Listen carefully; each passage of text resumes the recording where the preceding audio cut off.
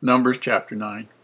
And the Lord spake unto Moses in the wilderness of Sinai, in the 1st month of the 2nd year after they were come out of the land of Egypt, saying, Let the children of Israel also keep the Passover at his appointed season.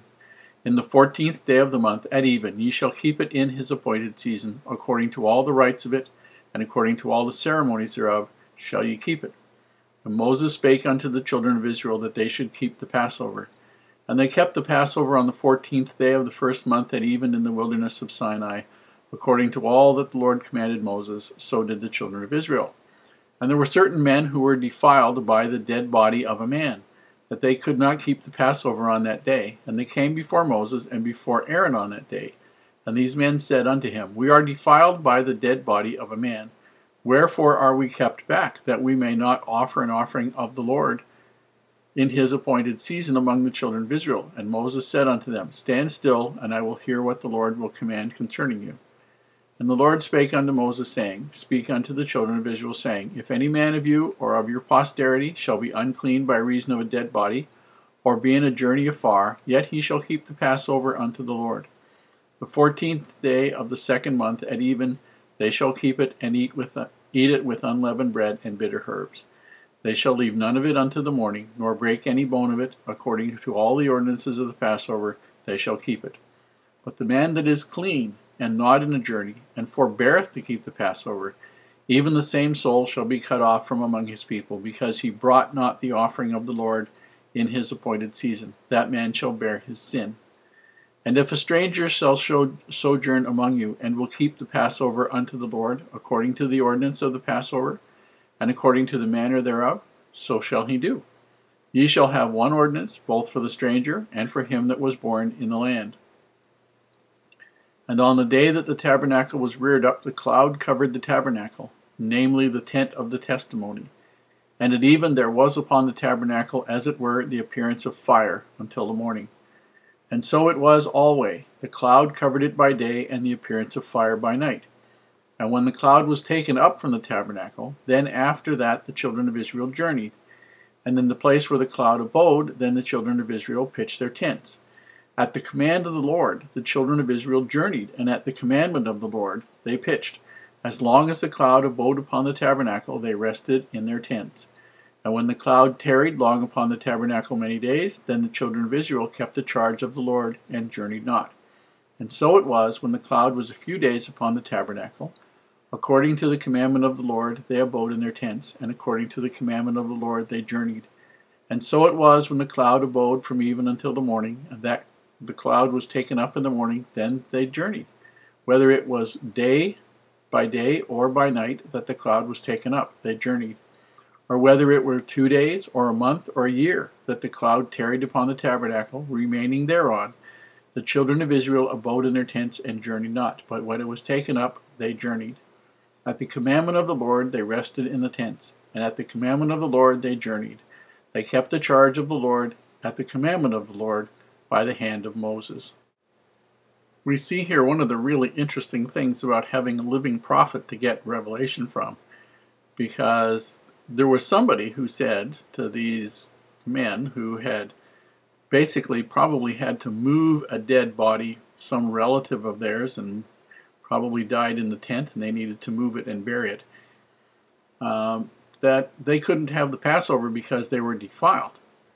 And they went to Moses and said, well, this doesn't have anything to do with any real uncleanness or sin on our part. How come we can't do that? And he went and inquired of the Lord, and the Lord said, hey, wherever he is, whatever this situation is that these people are in, they should partake of the Passover, because the Passover was symbolic of something really intense. And it was supposed to happen every year, everybody. And it was so important that it says here that if somebody is not willing to partake of the Passover, that he should be removed from the congregation. That's a pretty serious thing. Here's the point about the Passover. And this is where we have one thing that is symbolic of something else. That's what we also have with the cloud and the pillar of fire. The blood, the Passover was to be a remembrance of the fact that the children of Israel were passed over, and the firstborn in every family were not killed in Egypt as happened to the Egyptians. But that only happened to the people who put the blood of the lamb on the door posts and the lintel across the top. Now, that was to give them an understanding that in time to come, the blood of the Lamb, Jesus Christ, would be shed for them and would save them eternally. Not just physically, but eternally. A lot of them never got that message. Some people did. As well, we have something here, actually a fabulous example of something that I never hear discussed anywhere. These people have a cloudy pillar that rests over the tabernacle. And as long as it's there, as long as the fire is there overnight, the cloudy pillar is there, whatever, they're supposed to stay camped. But when it lifts, they're supposed to travel. And wherever it rests, they're supposed to set up camp. How would you like to have that in your life for the things that you needed to do? Now, these people needed to go. They needed to head from Mount Sinai up to Mount Pisgah on the other side of Jordan to go into the Promised Land. And how would you like to have God telling you when to journey, when to do stuff, when to not do stuff? That was absolutely amazing. But the problem is that it seems as though, as awe-inspiring as that was, that the whole tribes, all the tribes of the children of Israel, the story was amazing. The fact of it was amazing. But they got hung up on the cloud and the fire and didn't bother to inquire as to what they were supposed to do. What were these symbolic of? They never made the transfer of following the instructions they received from God with the same intensity that they followed the cloud. Following the cloud's fine. But why would you want to follow the rules? Is a disconnect that we see in our life today. In virtually every country, we see people who know that there are scriptures, know that there is instructions from God, believe them, but don't follow them.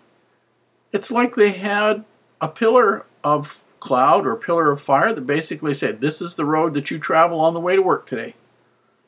And these are the things that you do today. And this is the road you follow home. And if you do that, you're going to be perfectly safe and you'll make more money or whatever. Trust me, I will look after you. And people voluntarily decide not to do those.